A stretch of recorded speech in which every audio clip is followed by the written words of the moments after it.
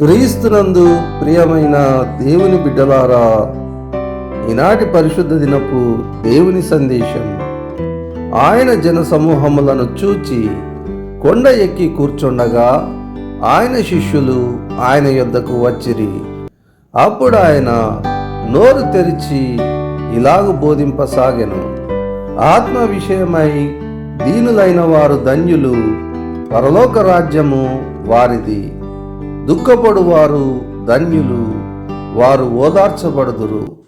సాత్వికులు ధన్యులు, వారు భూలోకమును స్వతంత్రించుకొందురు. నీతి కొరకు ఆకలి దప్పులు గలవారు ధన్యులు, వారు తృప్తిపరచబడుదురు.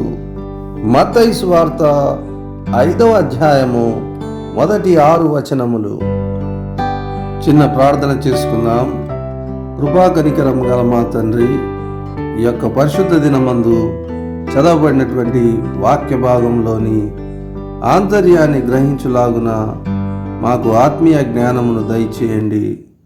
ప్రభువా, మీరు మా ఎడల బోధించనుద్దేశించిన సంగతులను సూటిగా మా హృదయంలో జొచ్చులాగున మాకు సిద్ధమైన మనసును దయచేయండి.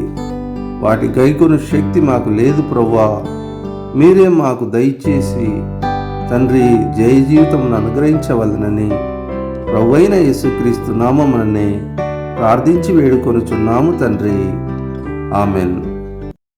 ప్రియమైన దేవుని బిడ్డలారా, ఈ వాక్యమునందు ప్రభువైన యేసుక్రీస్తు వారు ఎంతో ప్రాముఖ్యమైనటువంటి ఆత్మీయ సత్యములను బయలుపరిచినట్లుగా మనం చూస్తూ ఉన్నాం.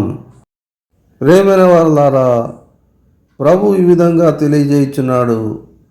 మీరు ఆత్మనందు కలవరపడుచున్నారా, లేక దీనులై ఉన్నారా?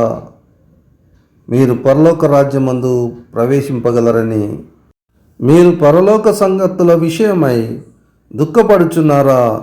ఇదిగో మిమ్మల్ని ఓదార్చుటకు ప్రభు ఉన్నాడని. మరి మీరు సాత్వికులై యుక్త మార్గమునందు నడుచుకొంటిరా? భూలోకమునందు మిమ్మును పెళ్లగించువారు లేరని.